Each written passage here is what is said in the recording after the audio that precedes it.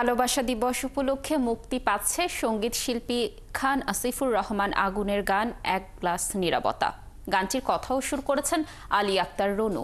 প্রযোজনা প্রতিষ্ঠান সঙ্গীতার ব্যানার থেকে এ সপ্তাহেই গানটি প্রকাশিত হবে।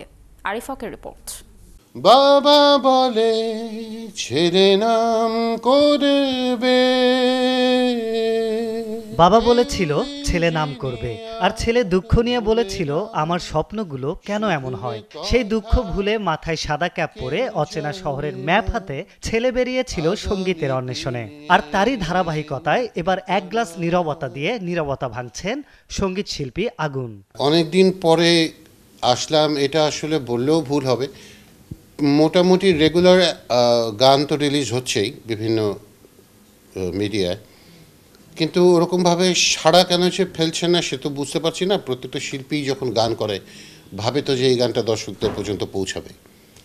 তো দেখি এবার এক গ্লাস নীরবতা দিয়ে দর্শকদের কতখানি মন জয় করা যায়।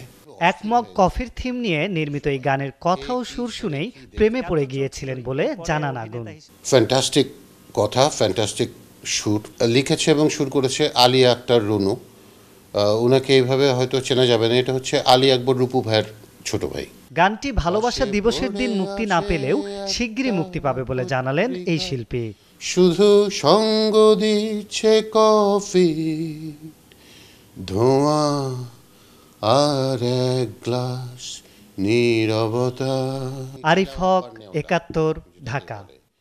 আর এত বড়